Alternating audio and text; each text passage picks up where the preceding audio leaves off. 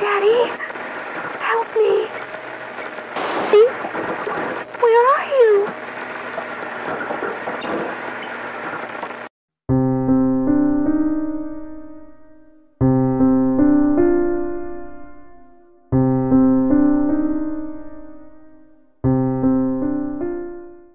Hello, and welcome to episode 33 of Voices in the Static, a Silent Hill fan podcast.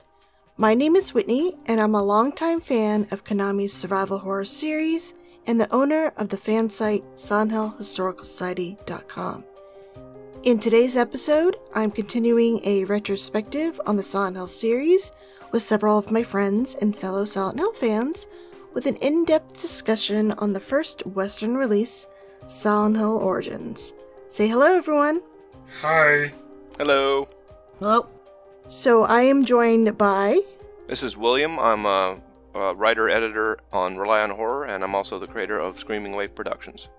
This is Rourke. I'm a senior editor at Rely on Horror. I also do the Rely on Horror show on YouTube. And, yeah. Oh, and this is Amy, and I do alcoholhospital.net and SilentHillCommunity.com. Alright, cool. And you guys have all been on on previous podcasts. Hopefully, if people have been listening, they kind of know you guys already. But before we jump into discussions, here is a summary of the game in case anyone listening needs a refresher.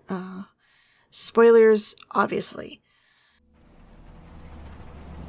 Travis Grady is a truck driver who's running late on a delivery to Brahms. To save time, Travis decides to take a shortcut past Silent Hill, which of course is a terrible idea in hindsight. Travis, you messed up son of a bitch. What you doing on my road? Late on a gig, bud. I'm taking the shortcut past Silent Hill. Stopping for coffee as soon as I hit Brahms. I'm beat. On the outskirts of town, a cloaked figure runs out into the middle of the road, causing Travis to slam on the brakes.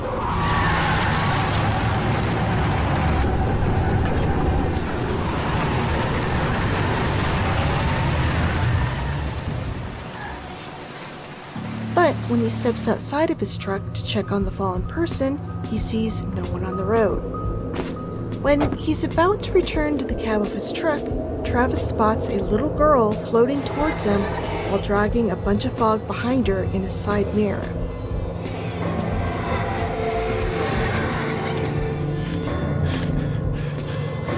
Startled by the vision and the sudden fog engulfing him, Travis backs away in confusion and spots the same child now standing in the middle of the road. Huh? When the girl takes off running down the street, Hey, Travis follows on foot, concerned that he may have hit her with his truck. I guess, the floating girl didn't scare him away for some reason. And soon comes upon a raging house fire. Not fog. It's smoke. My God. He spots a suspicious woman leaving the scene, and upon hearing a child scream from within, he immediately enters to rescue the kid trapped inside. Someone's in there. On the second level of the home, Travis finds a severely burned girl lying on the floor that's also painted with a weird red symbol. It's the halo of the sun, I think, and surrounded by candles. It's clear that some sort of strange ritual had taken place.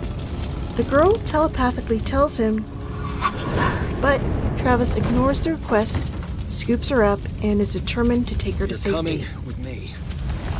Travis only makes it through the inferno and back outside thanks to the girl, who was somehow able to clear a path through the flames using magic of some kind. Yep, that's right, she isn't just some ordinary girl, it's Alessa Gillespie. And Travis just saved her moments after her mother, Dahlia, completed the impregnation ritual and left her to burn in the Gillespie home. Travis faints in the Gillespie's front yard and wakes up on a bench in central Silent Hill. Where am I? Concerned for the fate of the little girl, Did she make it? he heads to Alchemilla Hospital to check up on her. I need to see if she's okay. At the hospital, Travis meets Dr. Michael Kaufman, who essentially brushes him off and lies about receiving no new patients the night before. You a doctor? Can I help you? That fire last night. The girl who was burned. Is she here? A girl? We've received no new patients in the last day or so. As Travis searches the hospital for signs of the girl, he runs into a nurse monster and later spots Alessa herself on the other side of a large mirror in one of the upper hospital rooms. Alessa beckons him to touch the mirror. You're the girl from the fire. How did you... It allows Travis to warp between the fog and otherworld versions of Silent Hill. I'm seeing things. With this power, Travis can now find items and open up pathways to get around obstacles in both worlds during his stay in town. Travis eventually finds a strange small metal pyramid within the first floor's doctor's office in the hospital's otherworld. What is this? It's one of 5 component pieces of the flowers that Dahlia used to contain Alessa's power before splitting and hiding the pieces around town after the ritual.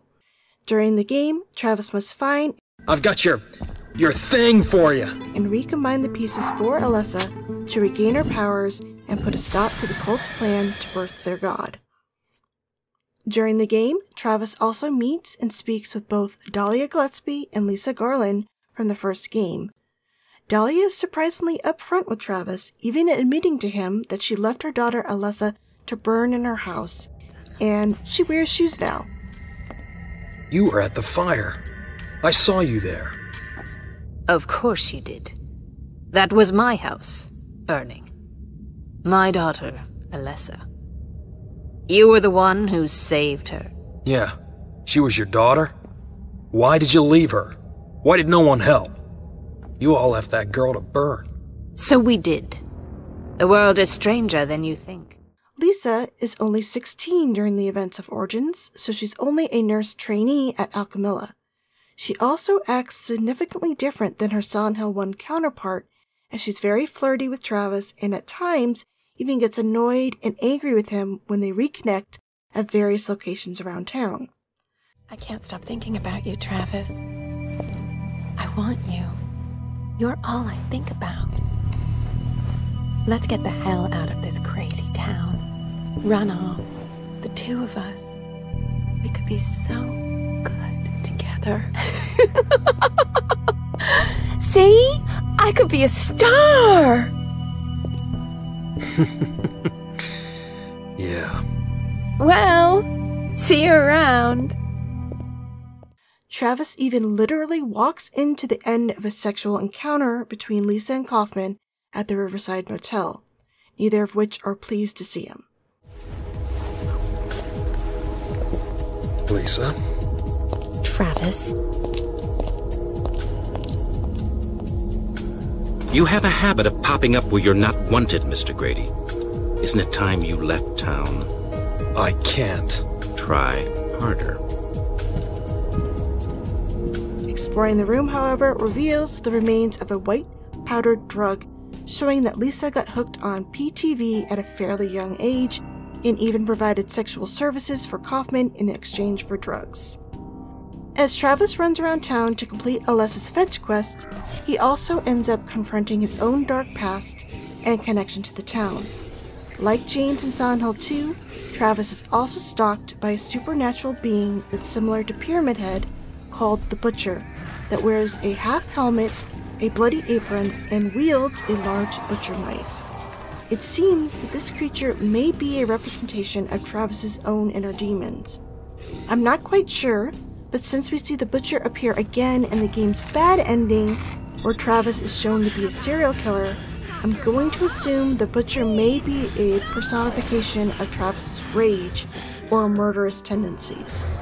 We actually don't see the Butcher that often during the game, but when we do, he's usually violently cutting up a monster. So, about Travis's dark past, when he was a young boy, his mother Helen suffered from delusions of beings in a mirror world who warned her that her son was a devil child. While his father was at work, Helen attempted to kill herself and her son by filling their home with gas. Luckily, a neighbor intervened in time and Helen was committed to the Cedar Grove Sanitarium in Silent Hill. I had to do it. You had to? Please, help me understand. That's what you do with pests.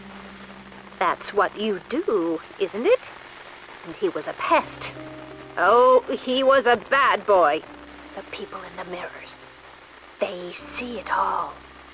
What's really going on. And it was their idea? Yes. They saw the devil inside of him. I had to kill him.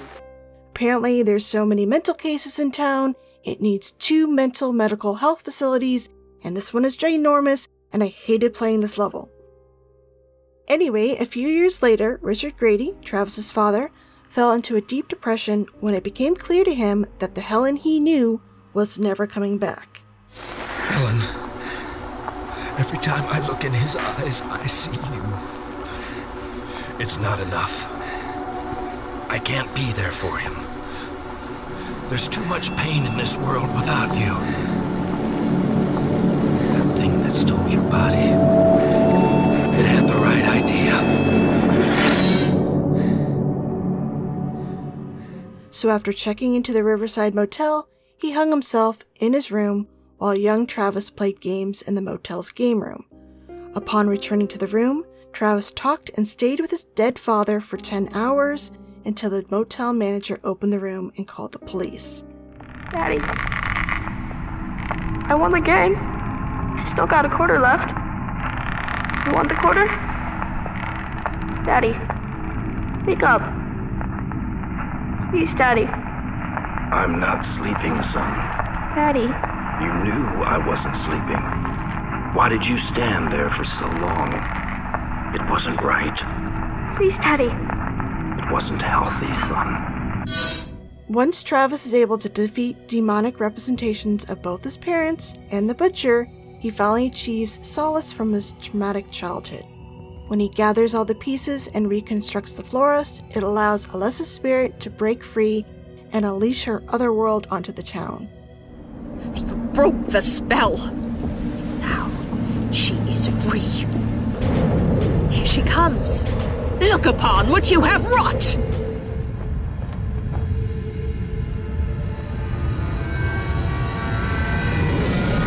Travis flees and ends up in the Green Lion Antiques and disrupts the cult's ceremony below within the secret church, though it's quite spacious, so I have to wonder if maybe he was actually warped to the cult's main church somehow.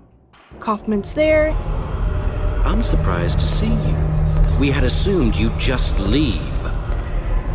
Well, time to put her pawn to sleep. Good night. And sprays him with White Claudia, and while drugged, Travis battles a demon in his mind, I think, and is able to trap it within the florist, which Alessa then uses the demon's confinement in the florist to focus her powers, split her soul, and create baby Cheryl. If you got the good ending, Travis is now free to leave town and returns to his truck with a lighter heart now that his emotional baggage has been dealt with. Over the radio, we hear Harry and his wife finding baby Cheryl. I don't believe it. Harry, it's a baby. It's a girl. Go on. Hold her. Cheryl. We'll call her Cheryl. If you got the bad ending, Travis wakes strapped to a bloody hospital bed, and we see flashes of him being injected with White Claudia. And through voiceovers, we hear him murdering people throughout the town, while the Butcher's head fades in and out over his face as he stares at his blood-covered hands. Excuse me, sir. Hotel's closed for the season. Wait. What are you doing, son? There's also a UFO ending in the game where an alien comes down holding Mira. Greetings, Travis. Travis asks if they've seen his truck, and the alien tells him it's on their planet. Travis asks to drive the UFO, and the alien asks if he can drive stick. It's really cute. And that's it. Did I miss anything, you guys?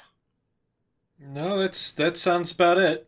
Yeah, honestly, I'm still a little bit confused about exactly why Alessa needed the little pieces. I assumed it's because her power was kind of trapped in there after the ritual, but it wasn't really made clear to me in the game. So that was sort of just my theory. I could be wrong. So I don't know. What did you guys think about the whole splitting of the flowers and getting the pieces together? I mean, assume that's why Alessa couldn't defend herself at that point in time and needed Travis's help. But I don't know. I guess I have an answer, but it's not really canon. Okay, what's your answer? So I'm gonna give the smartass answer. I think a lot of that, and I guess we'll get into that later. But it was because it was developed by not the original team, and they were trying to find yet another some kernel from the original game, like the Floros, to piece together to make some kind of plot element. I'm kind of foggy on why she needed that to begin with. Well, what I know about the actual object is there's I know in the first game Dahlia had used it to focus her own power to snatch Alessa's power again, and it's an object apparently that will help a person with these powers focus their abilities. So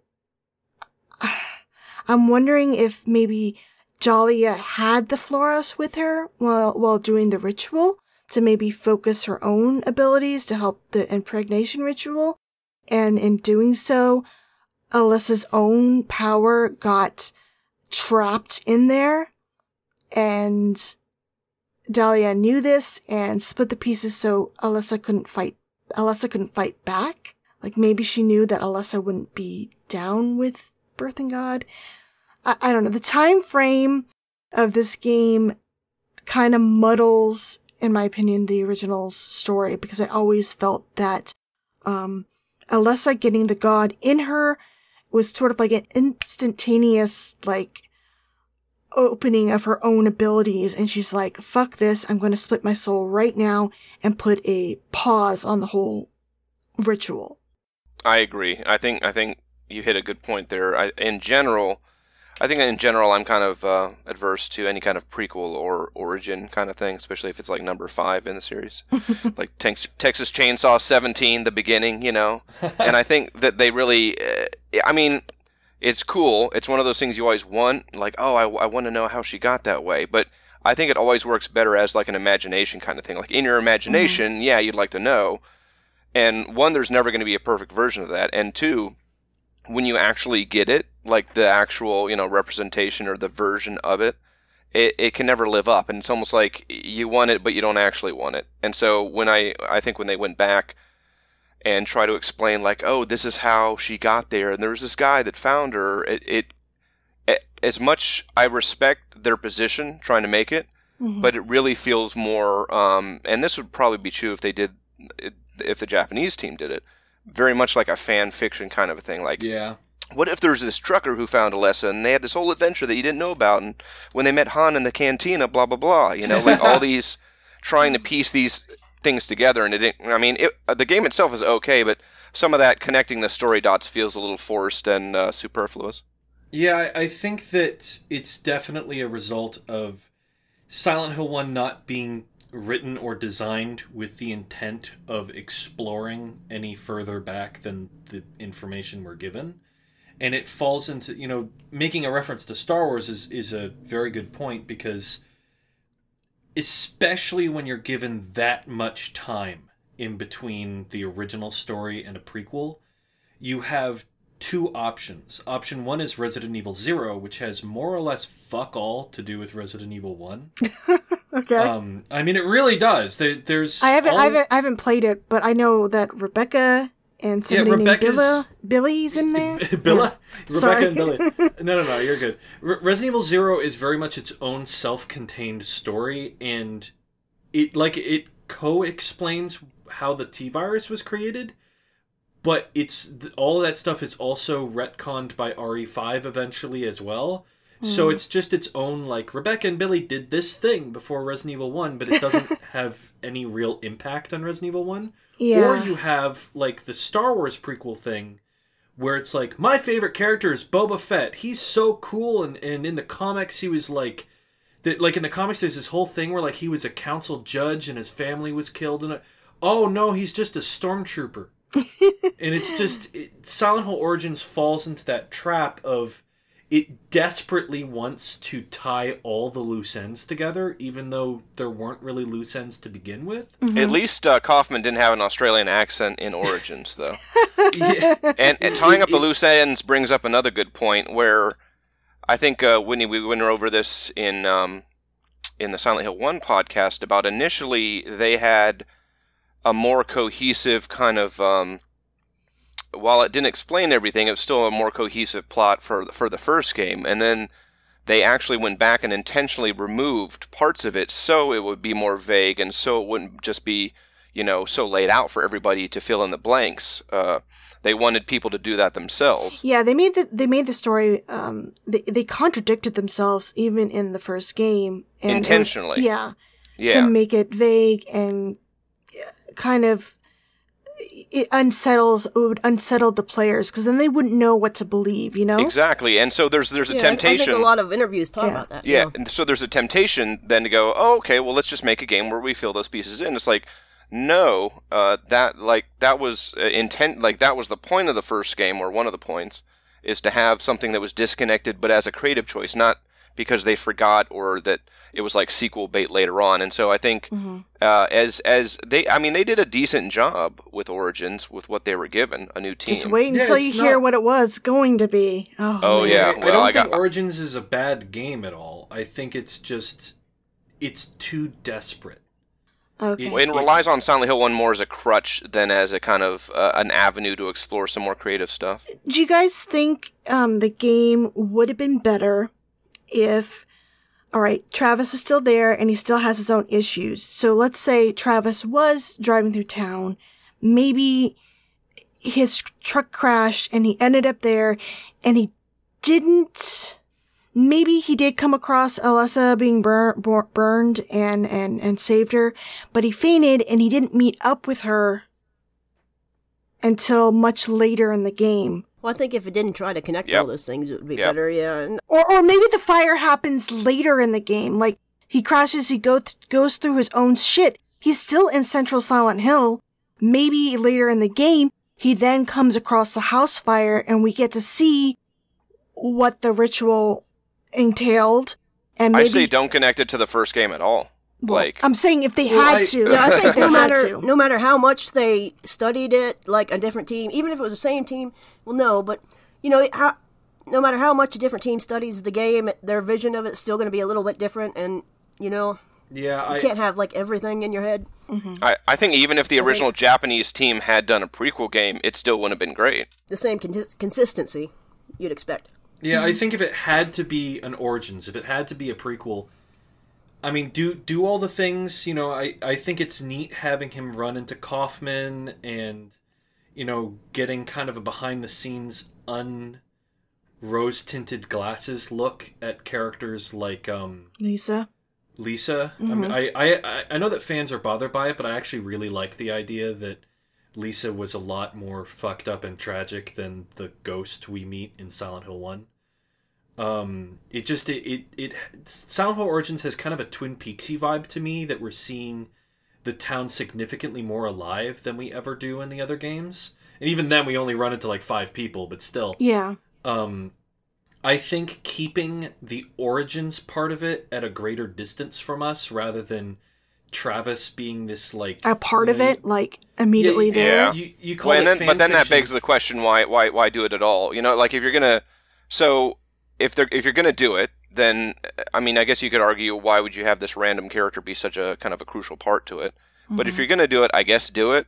But if you're gonna like push the fire to the end or continue to distance itself, then like why even set it in that time frame at all? I was just trying to think, because it seems like Konami wanted a prequel, and they did have a good idea with like Travis having his own issues, and maybe we're starting to see the effects the town can have now that Alessa does.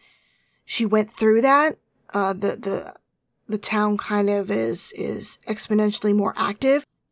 The thing that gets me is the timeline of her getting burned, getting God within her, to her using her powers to split her soul. It just feels like there's too much time in between those two moments. And it could just be because in my mind, it was always an instantaneous thing. Like, as soon as she got that god and it amplified her powers, she went ahead and split her soul to put a kibosh on the whole god birthing thing. And the fact that this game takes over, at least like a day. He saves her at night, and when he wakes up, it's like another day. There's like so many hours in between Alessa being burned and Alessa doing the stuff with splitting her soul. It's like, why wasn't the cult able to, force the god to be born? Like, unless it had to gestate for a significantly longer amount of time that we didn't know. That's a gestate for exactly like 9.5 hours or something. Yeah, I think it's important to also remember, in specifically talking about Alessa and the cult, is both of those elements feel very different to me than the other games. And it's worth remembering, this game is post-movie. And Alessa is absolutely movie Alessa in this game. And I think there's way more DNA from that movie than people give it credit for.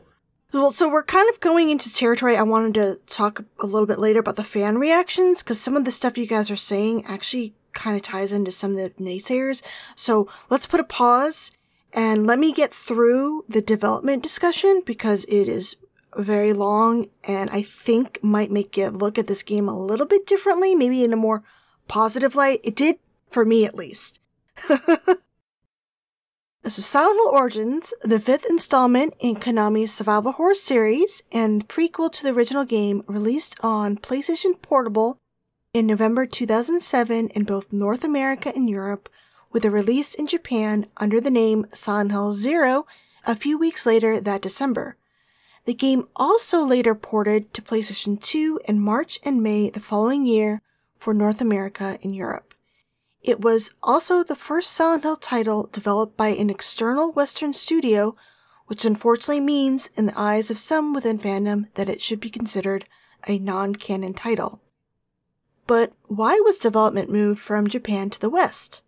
There are rumors. Some say that Team Silent was disbanded by Konami early on in development of Silent Hill 5, sometime in 2005 after they lost faith in their vision due to Silent Hill 4's poor sales, while others claim it was just because most of the members had already left on their own to work on new projects by that time.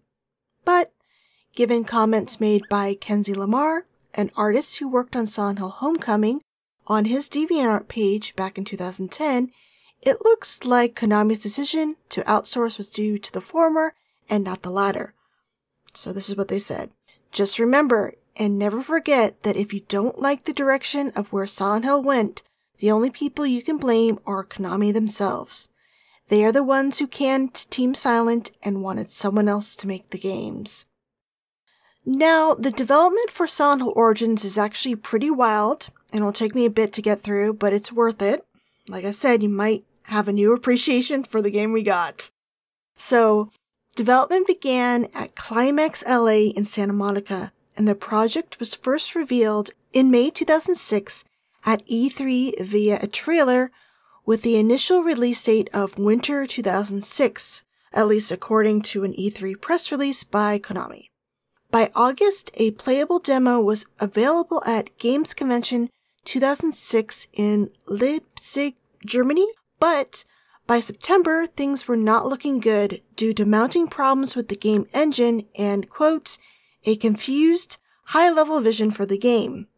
Konami was on the verge of scrapping the entire project altogether, but luckily, Climax Studios, based in Portsmouth, England, were able to convince Konami at the end of October to let them take the project over and turn it around. The team were told they could, but they had to do it within the same time and budget, which was easier said than done given the state of the original version of the game. According to a 2009 post by a former Climax Studios employee, going by the handle Grom, on a Something Awful thread about the then upcoming Shattered Memories release, Climax only had 6 months production time between the receipt of the project from Climax LA to bring it to alpha, with only the completed FMVs and partial town model. Sam Barlow, the game's lead designer, said in a February 2014 Edge magazine interview that he was able to rewrite the script, redesign the levels, and remake all the creatures within just 1 week, which is pretty impressive. According to Grom, one issue they had with reworking the story was that all the game's FMVs from the start and end were already completed by an outside company, and there wasn't enough time or budget to redo them. The best the team could do was make minor cosmetic edits and recut what was already made to fit their new narrative. Everything new story-wise, like Travis's backstory, had to be told via in-game cutscenes. So, just what was so bad about the original version of the story? Barlow described the initial game as bizarre and said that it was supposed to be a dark comedy, and someone said Scrubs was an inspiration, which honestly sounds really bad. And apparently Climax UK thought so too, believing it would have been a disaster with a hardcore fan base if released. Now, last year over on r/Silent Hill, a Redditor by the name TexMurph had gotten a chance to talk with Sam Barlow, and he shared with the community a few more tidbits on how Climax UK was able to get control of the project. Apparently, Konami had approved of Climax LA's initial dark humor version of the game for many months, which kind of explains why the FMVs were already finalized before the majority of the game was made. This also lines up with what Grom, the former Climax employee, had said back in 2009 over on the Something Awful forums. He said that while the LA team was way behind schedule, it wasn't really their fault because the milestones dictated that the story had to be worked out first, even though there was no game to go with it. So anyway, back to TexMurph's conversation with Barlow. Konami was all in until people within Barlow's own circle saw the project, were horrified in a bad way, and pushed for a more senior member of Konami to take a closer look. As a result, Barlow's team at Climax UK got the green light to revamp it. Without their intervention, the debut of the first Western Silent Hill would have been terrible, and oh boy, you guys thought Homecoming being a trilogy would have been bad. Just listen to this. Andrew Borman, who has access to the design documents, scripts, and even early demos, has been documenting Climax LA's original vision for the game over on his YouTube channel, P2P Online, the last few years, and that P2P stands for Past to Present Online.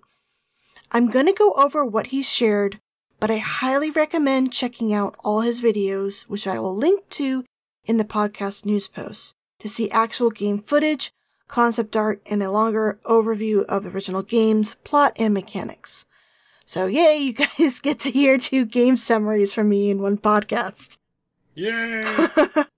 In Climax LA's version, Travis Grady is forced to stop his truck on the outskirts of Silent Hill by Mr. Twilight, a mysterious cloaked figure wearing a mask with 2 faces standing in the middle of the road.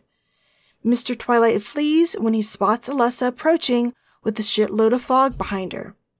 Travis is engulfed within the fog, and he wakes up in a hospital room with Alessa, who's on the other side of the mirror within the other world. She promises to help Travis escape town if he will help her find 4 sides of a bronze pyramid that's scattered throughout town, which is pretty much the same fetch quest Travis goes through in the final game. One is located in a decayed and fire-damaged hotel. Another is in the Doyle Asylum for the Disturbed, where apparently Dahlia has been committed. Borman didn't go into why, just that she was there. And it's also where Dr. Kaufman's, research lab is located, where he's studying White Claudia and the drugs linked to supernatural occurrences. The third piece is in the Orpheum Theater that was partially inspired by, I think, a set in the original Silent Hill movie. Again, how it was inspired wasn't elaborated in Borman's video. And the last piece was found in a meatpacking plant protected by a supernatural butcher. According to the design document, Travis must survive traps, clash with the supernatural, and decipher puzzles in order to break down the barrier separating the two worlds, before he can retrieve a pyramid piece for Alessa. He had to also deal with very generic monsters from what I saw. I'm sure you guys remember the purple guy from the initial demo. Have you guys seen the videos of that? The only thing I ever saw was that, I hesitate to use the word awful, but atrocious looking, like third-person combat stuff where it was over the shoulder. This is exactly it. And yeah, with the laser gun and all that. Yeah, so there's usually a screenshot we've seen of like this purple monster clawed monster guy, and he's pretty funny looking, and that's who I'm referring to. Those were called the Afflicted, but he also had to deal with skeletal bellhops, asylum patients, and undead miners. Eventually, Travis releases Alessa from the other world, and by doing so, unleashes her nightmare onto the town of Silent Hill. Borman describes that Travis is like a pawn in an elaborate game between a vengeful Alessa, Dahlia, and the cult who wishes to bring forth a holy apocalypse. While that is going on, he also has to confront the memory of his dead father and figure out who Mr. Twilight is. Borman didn't go into specifics about Travis's past in his video, so I have no idea how much was repurposed in the final version of Origins, but he did mention in Tex Murph's thread about his Sam Barlow conversation that there's a scene with a young Travis and Dr. Grady in a cemetery. Apparently, one of the big goals of the original story was to help explain how the alternate realities we see in the other games came to be, which is weird because that's not something I thought needed an explanation. The town is full of spooky magic. The shit happened with Alessa and just made the spookiness exponentially stronger. Travis was supposed to find an object called the Eye of Samael that players would use at a mirror to defile a room. So essentially, a mirror would show a decayed otherworld version of a room, and then I assume whatever is seen within the mirror, the eye would then transfer it into the room Travis was in. In later levels, this defilement also spread to other surrounding rooms, opening new pathways to explore. Remember Mr. Twilight? The dude Travis almost hit with his truck? Once Travis gathers the pieces and Alessa's nightmare takes over the town, he makes it to the cult's lair via old mining tunnels. The lair itself is huge and carved within the rocks of the mountains, which explains why it is so large in the final game for being under the Green Lion Antiques. Once he's there, Travis is finally able to unmask Mr. Twilight and see it was Dr. Kaufman the entire time. Kaufman throws White Claudia in Travis's face, and Travis... Pocket Claudia! And, Travis ends up doing battle with the flowers within his mind, and then seal its power within the bronze pyramid, which matches up with the game's, final, battle climax. Grom had mentioned in his post on Something Awful that the team was at least able to, and I quote, take out the ridiculous scream masks which had been given to the cultists in the FMV. The endings are pretty similar to the ones we got in the final game, which makes sense since we know Climax UK can only do so much to edit them. In the good ending, Travis finds his truck and leaves town while Alessa leaves Cheryl at an orphanage. In the common ending, Travis wakes in a hospital room surrounded by empty syringes coated with White Claudia. He spots a newborn next to the charred body of Alessa, whose spirit then grabs the child and while leaving the room, reveals to Travis that he's been murdering the town's citizens in a White Claudia drug-induced haze. Travis goes crazy and becomes Pyramid Head.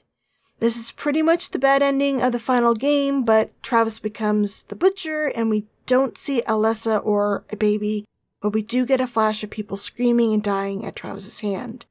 In the bad ending, which is kind of funny because it's not as dark as the common ending I just described. Travis wakes up in the hospital surrounded by the coded syringes once again, but this time his body shakes and he dies while Mr. Twilight watching and taking notes behind a two-way mirror. The UFO endings seem pretty fun. In one version of the game, it was just going to be a nightmare Solid Snake from Metal Gear was having. Well, that's awesome. Yeah. And another one had Travis asking aliens for a jump start. They shoot him with their ray gun, capture him, and fly off. So it's like a repeat of the Silent Hill 1 UFO ending where he asks if they saw Cheryl. Okay. So Borman says he couldn't find this dialogue or scene in the documentation he has. So take this next bit with a grain of salt. But Tex Murph claimed Barlow had also said during their conversation that they were originally supposed to learn the origin of Pyramid Head within Origins as well. He's not only James's personal punisher, you guys, he was also at one point a chef who started to chop up and eat people and over time attached bits of metal to his head. He would even say Evil Dead-esque humor like, "I love the way human eyeballs pop."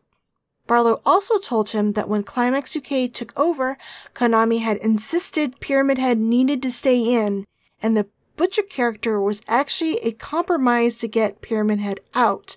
Though Boran disputes this, stating that while Pyramid Head was mentioned in early design documents, he was out of the picture before Climax UK even gained control.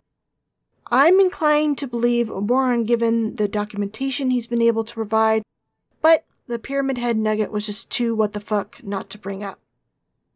There were some interesting mechanics in Climax LA's Origins, what it brought to the table. One of the most notable differences between it and the final game was the use of a Resident Evil 4 style over-the-shoulder camera. A fixed camera view would be used to introduce players to an area and highlight something in the room, but as soon as Travis started moving forward, it would snap back to over his shoulder. Climax LA were also planning on ditching the iconic radio and static noises in favor of a visual indicator that monsters were nearby, given that they couldn't count on players using headphones or play with sound while on the PSP. Climax UK kept the radio, but ended up putting more and more film grain on the screen when monsters appeared. In Climax LA's version, as enemies were nearby, Travis would begin to shiver, his breath would become visible as well as a warning, and as creatures got closer, his breaths would quicken and the edges of the screen would also begin to frost. When there were 5 or more monsters on the screen itself would also take on a blue tint. But what I think was the most interesting mechanic had to be Travis's ability to barricade himself with objects like chairs, couches, cabinets, dressers, and tables to prevent creatures from reaching him. Objects could be thrown or pushed into an enemy's path to delay their progress, and each item would have a set number of hit points before it could be destroyed. These objects would also be used to fill in gaps and create bridges or hold down puzzle pressure switches. I think this would have been a neat idea and would have been cool to see a protagonist actually use items in their environment for defense in this way. Throwing stuff down an enemy's path kind of ended up in Shattered Memories and Downpour. Yes. It doesn't work quite like that. But Another big difference was the amount of weapons in the original game. From the design doc Borman shared in his video, it appears Travis wasn't going to have the ability to stuff like 30 TVs and 10 IV stands in his back pocket. It was more of your standard stuff like a couple guns and I assume unbreakable melee weapons. And makes me wonder if all the breakable items Travis can pick up in the final game were maybe leftovers from the initial barricade system, since they had hit points and the monsters were able to break through them by attacking them. I gotta say, after hearing more about the original vision, I'm thankful we got the game we did in the end, even if it was kind of a bit weird at times. Kaufman studying the effects of White Claudia sounds plausible, but why hide it in an asylum and not Alchemilla? I thought the Order made the drugs anyway and he just sold them. Yeah, kind of overcomplicated. Yeah. Again, it's yet another detail that no one really asked for, but they provided it to you and they made it more complicated. Yeah, and also if Dahlia was committed there, when did she have time to perform the ritual? It also sounds like Travis didn't really interact with Alessa before being trapped in town. I really question why Alessa would get a rando to do all that stuff for her. It made more sense in the final game since Travis did save her from the house fire and I guess maybe made her think that she could trust him. I don't know. What do you guys think? Would you have liked the original better? Are you glad Climax UK stepped in? I think it's pretty impressive how they were able to turn it around in such a short development time frame. Yeah, I mean, it sounds like Homecoming again, where it's a new team that doesn't really give a shit about the game that they've been brought into to make an entry for. So they just do a bunch of shit, and then a team that does give a shit has to completely rework it from what they've got. Yeah, exactly. And I think maybe if they weren't locked into having the beginning FMV and the end FMV, they could have done something like completely different. But they had to have Travis get trapped by fog by Alessa, and then they had to have Alessa coming out of the hospital raging with her otherworld powers and have that weird-ass Flars fight with a demonic-looking devil creature.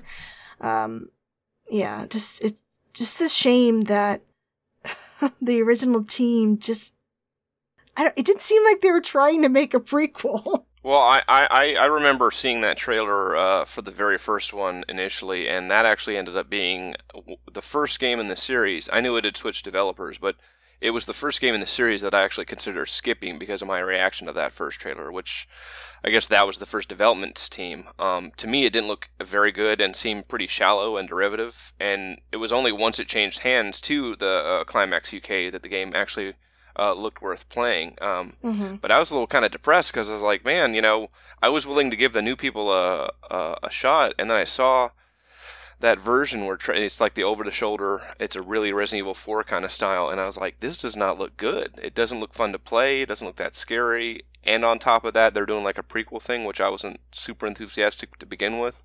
But like Rourke was saying with the Homecoming thing, yeah, it could have been a lot worse. Like, at least we didn't have like a flying Dragon Ball Z battle kind of a thing, just like with Homecoming. But, again, I think my reaction is always going to boil down to, just like with the Star Wars prequels, and we're not going to fight about those because we don't have 7 months to talk about that, but the problem isn't necessarily like, oh, well, Dr. Kaufman studying like Claudia and all that. For me, it always boils down to a much bigger, they didn't need to make a game explaining Silent Hill 1. Just like they didn't need to explain the story of Darth Vader. Like, you can pick apart the plot all you want, but at the end of the day, it's unnecessary story to tell to begin with. It doesn't help that you're like retconning and reworking like plot elements from the first game, like the timeline, like stuff like that.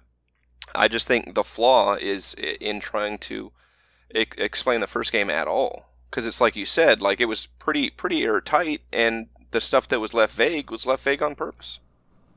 Yeah, that too, but I remember, like, on the forums and things, like on the Silent Hill UK forum and things, people, I think, were excited about it, but then we saw these purple monsters, and I'm like, oh shit, because we're also spoiled from, like, the 2 and 3 monsters being great, and then you see, like, this shitty-looking purple zombie. Yeah, he looked really weird. It's like, what? Yeah. Although this doesn't fit. It's. I think we all agree. Thank God that this isn't the version that we got.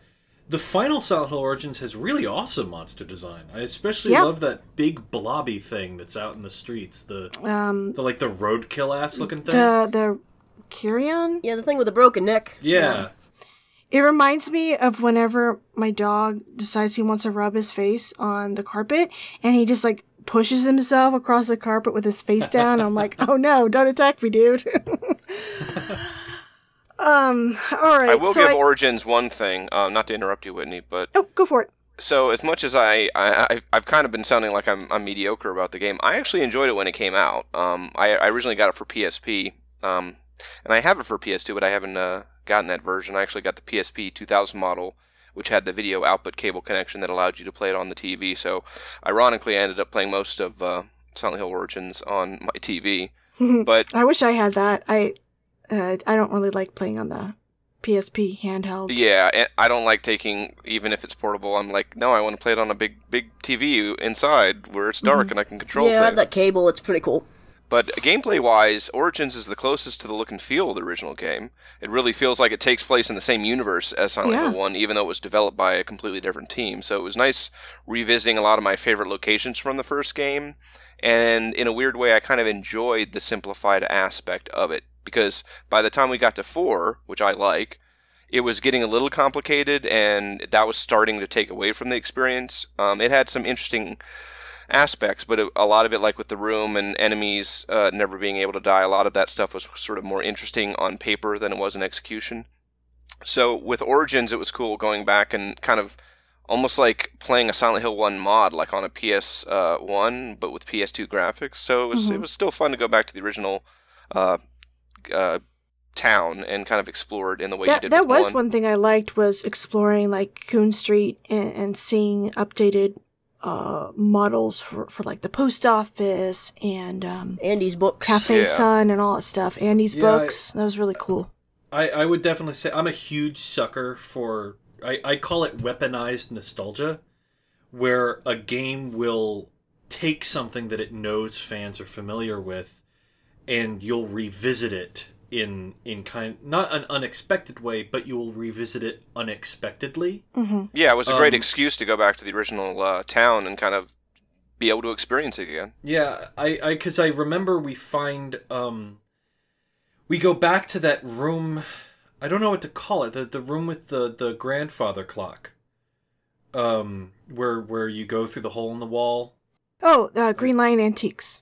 Yeah, we go in there, and I remember the first time I played it being like, oh, we're back here. Like, I don't know, I really dig stuff like that. Yeah, I'm with you. Like a Dead Space 2 Back to the Ishimura kind of a thing. Yeah, I like that feeling. It's very cohesive, and it adds this layer of tragedy to it, that just all these things, not happening at once, but all these same things touching so many different lives, whereas in comparison, the majority of the time, Silent Hill the town really isn't anything like itself game to game. Probably the only other example would be Silent Hill 3, and only because they just copy-pasted bits of Silent Hill 2 Yeah, over. the outside. Well, yeah, because like every game, it's like we're in a different area of this town, and so it was nice to see the old Central Silent Hill again, because it's been like almost a decade. I mean, it was 2007, so 8 years since we although admitted experienced we do go back there in Homecoming, and Homecoming went, we're just gonna do our own thing. Let's not even remake any of the buildings you might know. They remade the parking lot for Alchemel Hospital, and that was it. Yeah, and we went back to Dahlia's house, which was cool, So we saw the upstairs the first time. Okay, so I might as well get in with reactions to this and the reviews. So, despite the rough and rushed development, the final version of Origins on PlayStation Portable actually did well, as it got mostly positive reviews from critics, from what I can see on Metacritics. It ranks above Silent Hill 4 with a Metascore of 79%. Critics, for the most part, thought the game was faithful to what the series had brought thus far in regards to the game's visual style, sound, and puzzles, but there were definitely mixed feelings on the storyline. GameSpot, for example, thought that the premise was unoriginal and unsuspenseful, detracting from Travis's appeal as a protagonist. 1UP felt similarly, saying the plot suffered from heavy foreshadowing and predictable plot twists in character development, while videogamer.com favorably described it as engrossing. The combat and camera, however, were not favorably reviewed, though I'm not surprised given it's a common negative given for the series as a whole.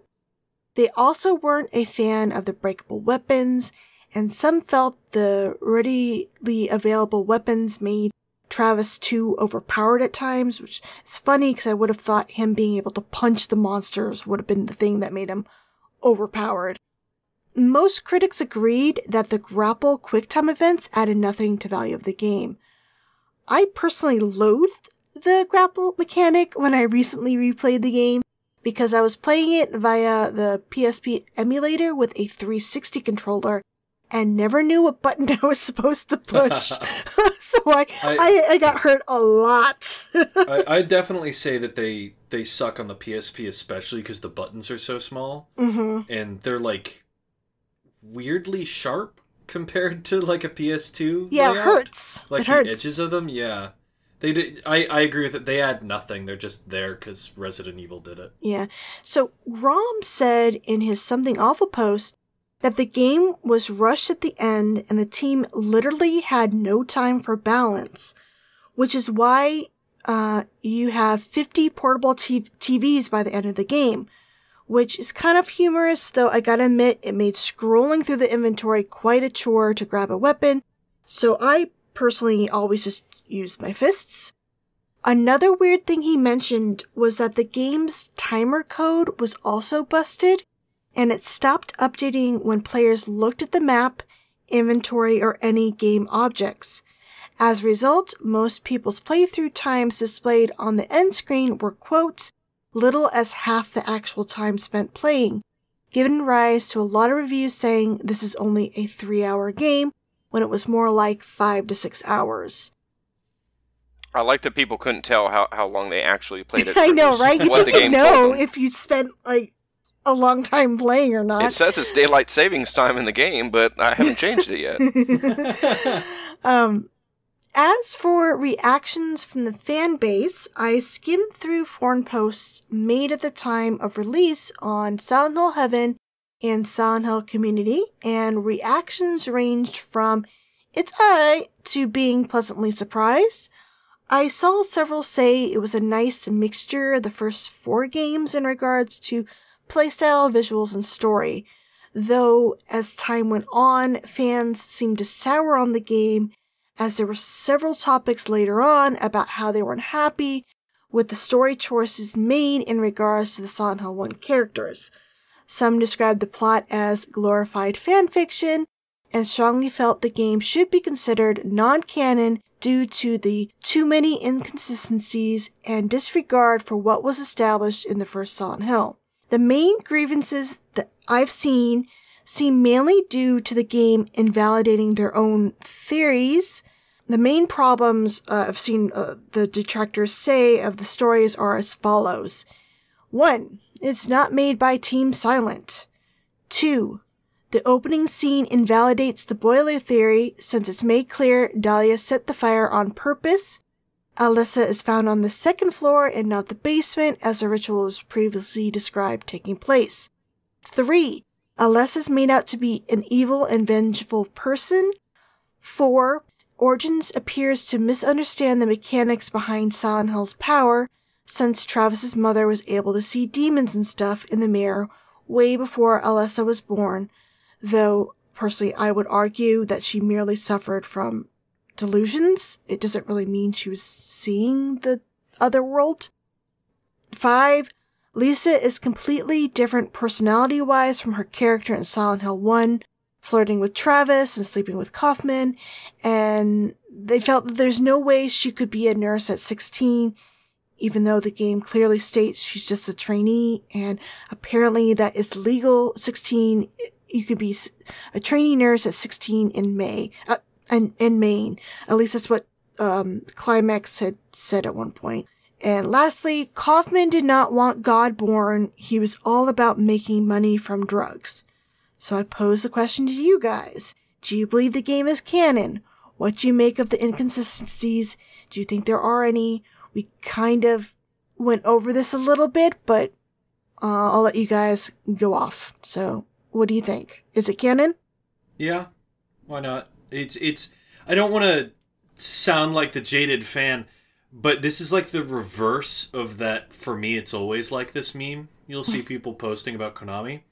It's like when I hear Silent Hill fans talk about, well, this doesn't quite match up, and there's a little inconsistency here. It's like, as a Resident Evil fan, it's like, oh, you don't know what plot inconsistency is, my friend. Yeah. Capcom legitimately doesn't care. It's like a little problem here or there, I think, is to be expected with a franchise that at that point was, what, like 10 years old around then? Almost 9 years? 2008 to 1999? Yeah. It's like, fuck it. It's as canon as any of the other ones. Sure, why not? For me, going forward, after 4, as the first Western developed title, I kind of set the Western titles aside. I kind of don't care about canon. Like, that seems to be like a weird thing to argue about, because, I mean, at the end of the day, because canon is so flexible, and you can have someone say, the company could come out tomorrow and say Silent Hill 1's not canon, So what makes it actually canon or not? Well, nothing does, right? It's just, canon boils down to opinion. So for me, when I started, giving the Western games a chance, I was like, you know what? This is just a different set of games, and I'm going to take them as that, and I'm going to take them on their own merits, and that's why I was able to enjoy that one.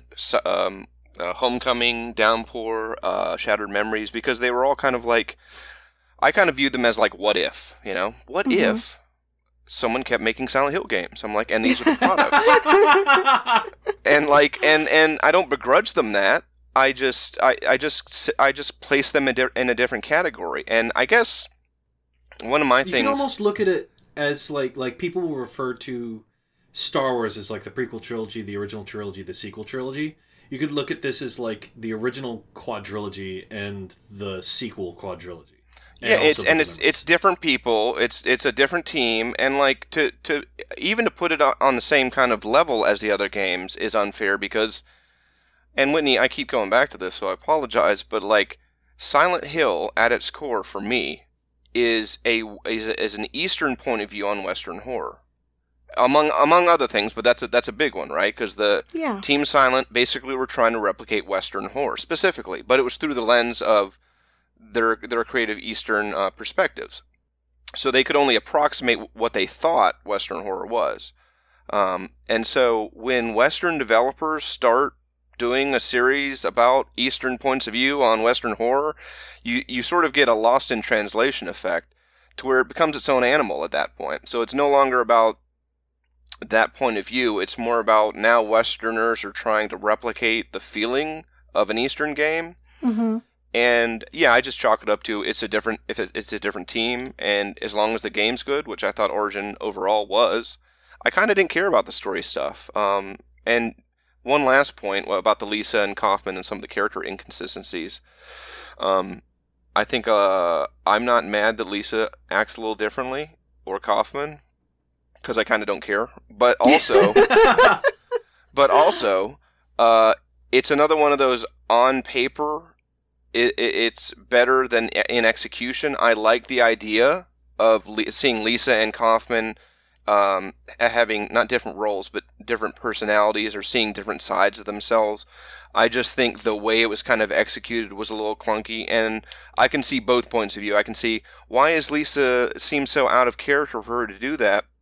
I think if you had seen that side of her in 1 with the performance and the writing of the actress and the original team, I think that in that style, that would have been easier to digest than sort of, it's a new team, it's a new Lisa, it feels completely different. So again, I like the idea of seeing different sides of those characters. I just think in execution, it was kind of, that's probably what I have more of an issue with, than the idea of seeing different sides to some of these characters. I kind of wonder if, like, maybe if she wasn't so flirty with Travis, if people would be more inclined to be okay with her character, because that's it. Her other stuff, like, lines up. We know that Lisa was a drug addict, and Kaufman had a hold over her, so it's not hard to imagine that he wanted sexual favors from her. What is kind of surprising is she got hooked so young, and Kaufman would be such a bastard to do this to a teenager. But I mean, I think all that's he's already great. a bastard. It's just to what extreme. And I think that's a great way to do that character. But again, I think it's too clunky. And at this point, it's a little more information than we need. We get it. Like, Kaufman's a bad guy. We don't need to add like rape or all the more suggested stuff. I think it's perfect the way they do it. You see a cutscene and some notes in the first game. You see that one opening cutscene where Lisa's kind of flipping out at him, and you get hints of that larger story in notes and his behavior.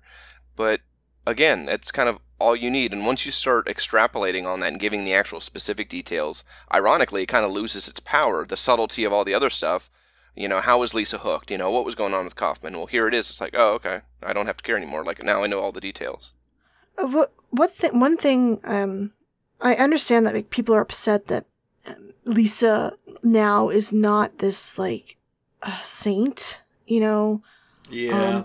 But we didn't really meet the real Lisa in the first game, so I find that argument doesn't really hold water, because we have no idea. We saw how Alessa saw her. Yeah, we saw what Alessa saw and how Alessa knew her. Alessa's not going to know her business, like what she does when she's not taking care of her.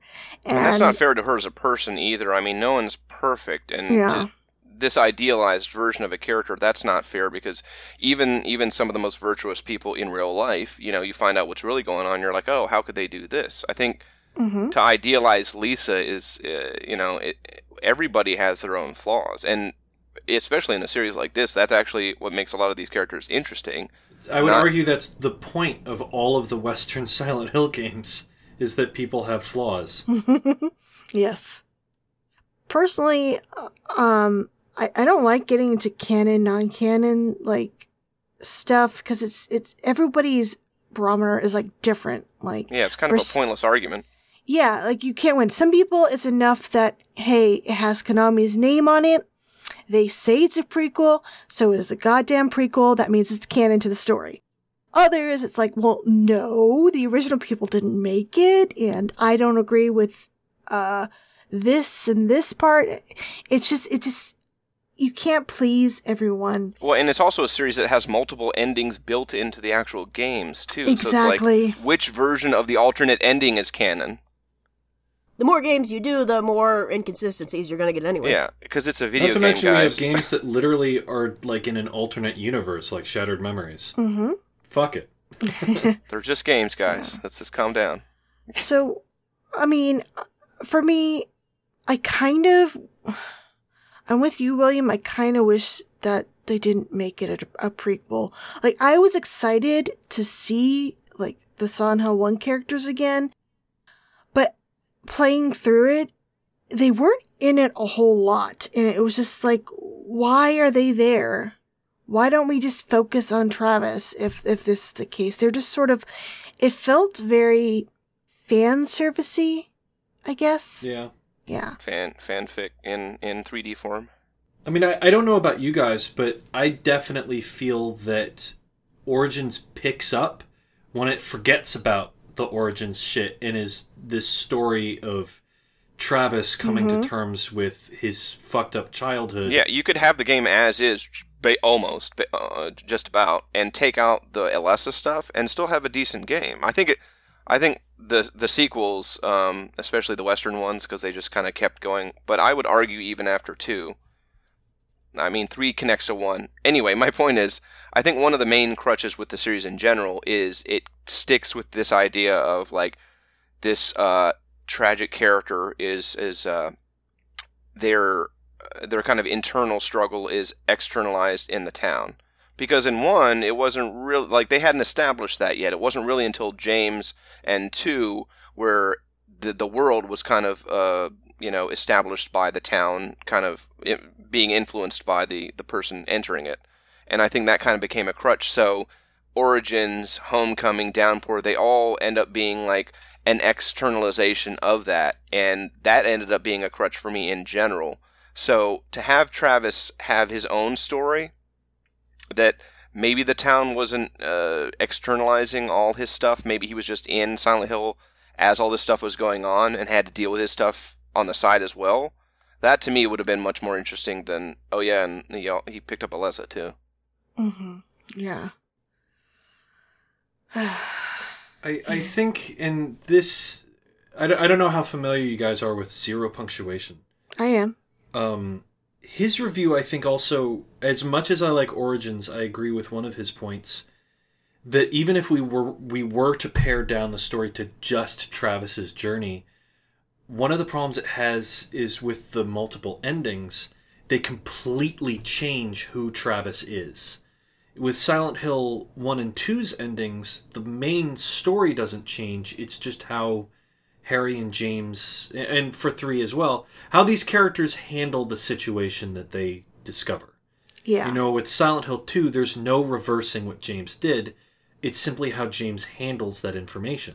And with Origins, the happy ending is Travis is a great guy and he got over his troubled childhood. And he made it to his truck. Yeah, the bad ending is Travis is a serial killer. I like Travis that is idea, put though. to I actually death. like that you can have something completely different. I remember when Heavy Rain came out, and I'm not going to get into spoilers on that one because it's got some big ones, but while you're playing that game, it feels like all these possibilities are kind of endless. Like, it could be anybody. The serial killer, the origami killer could be literally anybody, you know? And I always love the idea... Killer? Say what? The origami. So, I'm sorry, excuse killer? me. So, but when you play the game, you know, you eventually realize that there's only a certain amount of possibilities. But I still love the idea that the game makes you think that it's that open-ended to where the killer really could be anybody. I've always loved the idea that, yeah, it changes his character, but to me that's like a good thing. As long as it doesn't like completely contradict something like, well, Alex was never in the army, so how could he? But we'll get to that. But as long as it doesn't contradict anything inside the previous the story of the game, I think that's great that he could be a good guy and a serial killer, and as long as it's not contradicted, that's an awesome option. Well, we forgot to mention, like, to get the bad ending, I think you can only get it on your second playthrough, and you basically have to kill like 100 monsters. So you have to go out of your way to be vicious in town. Yeah. So that kind of lines up with, okay, if Travis is going around killing people in town, that makes sense. So there's even a logic behind the decision-making for that ending fitting in with what he's done, which, you know, like with James, if he doesn't take care of Mary or doesn't check on her, lets her get damaged, that influences. And again, I think that's a great way to establish. Sure, I guess I feel disappointed mostly because I think that it would have been more interesting to follow an inherently evil character, because, like, James is arguably evil, but he's more complicated than that. And the series never, even though it's this dark, twisted, psychological horror series, the majority of the characters are good people struggling with something. And I think it would have been interesting to give us somebody who's literally irredeemable. Mm-hmm. But that is just a personal preference. That would have been cool. Actually. I remember way back in the day on the Whispers in the Dark podcast. Please don't listen to that. It's bad. But back in the day, you and I, Whitney, and CJ were talking about, I think it was CJ specifically that said it, that he was hoping that we would come out of Downpour hating Murphy. And I feel the same way. I think it was CJ, yeah. Yeah, and I feel the same way with Travis, is I think that the gulf between the two versions of him is a little too big, and seeing a character that was inherently, because you get that vibe from the Silent Hill games that these are good people that we're supposed to relate to them, and I guess I just like that twist. I like the idea of expecting the game to go along that same path of, like, this is a tragic character, that tragic things have happened to them, and even if they're like James, there's still a certain likability to them. Whereas coming out and being like, oh, Jesus, with Travis, I think would have been interesting. And they could have done that with Downpour. They just sort of went a different way. I think keeping it vague as an option is a good option, but actually kind of digging in and making a decision one way or the other is good too. And Yeah, I would agree with you. At this point in the series, they needed to shake it up to where maybe you're expecting a kind of tragic James, but he's a good guy at the end, and then they subvert that in a meaningful way, as opposed to, oh, he's just a bad guy now or whatever. Yeah, and to be fair, Downpour does the same thing. We'll talk about Downpour when we get to that, but the endings for Downpour change the severity of Murphy's crimes. Murphy. Well, the thing on Downpour wasn't. I could have sworn that there's like a bug, so one of them doesn't actually make sense, and I forgot what it was. But we'll get. I guess, like you said, we'll get into that. I guess I should ask, when did you guys pick up and play Origins? Did you play it at release? Day one. Right away, I got it. I got a PSP the same day. Okay, same here. I bought a PSP just so, someone ended up giving me a PSP for like Christmas, but I got it just so I could play this game. Yep, me too. There's a Metal Gear game as well, but this was the one that I wanted to play. Yeah, I think I skipped Acid or whatever the first one was, but Silent Hill Origins was the game that I got the system for. Did you guys also end up getting like the Silent Hill experience? I think it came out before Origins. Did anybody but you buy the Silent Hill experience? I bought it. Didn't it come as a pre-order? Did it not come as a pre-order with Origins? No, it didn't. It was its own thing like months before. I remember at the time, Electronic Gaming Monthly said, "Why isn't this just bonus features on Origins?" Yeah. Just to answer your previous question, I have a weird story with Origins. Not too weird, but I was at San Diego Comic-Con 2009, and I'd left my DS at home, and I was bored out of my mind in the hotel room for the first 3, because my parents were exhibitors, and the first 3 days we were just stocking boxes and shit. And I was bored out of my mind in the hotel room, and I walked over to the GameStop at the local mall and bought a PSP and Silent Hill Origins because I had nothing better to do, and I really loved it. Yeah, I remember I had it in. It was in college, and I remember like I had a roommate in the same room, and I was playing it at night under the blankets with headphones, so it wouldn't bother her. Yeah, I think I can't remember if I was able. Do you remember if you can use headphones on the PSP while you're playing it on the TV? I don't know. I like how I can't remember my own memory, but maybe I tried that.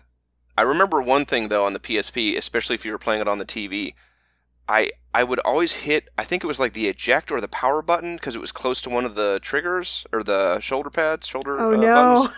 And so I'd be like, damn it. And I also had this thing, I did this to Silent Hill 3 as well. Like if I skipped a line of text by accident, like as I was progressing, like say there's 3 lines of text, you look at something and I went past one of them, I'd be like, fuck. And I'd have to like reboot the game to the last save point because I didn't want to miss anything because I wanted to get every single line.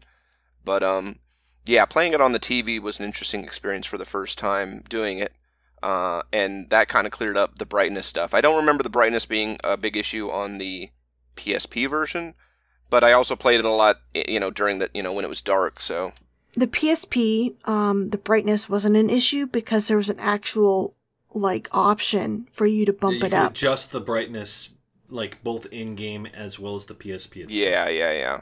I think I did. I think I still did turn it up a little bit on the PSP version because it's a dark game anyway. But I'm like, I still have to see where I'm going. And the problem was a lot of the items were so tiny. It was like, where are you looking, Travis? I can't tell. So that's an interesting question.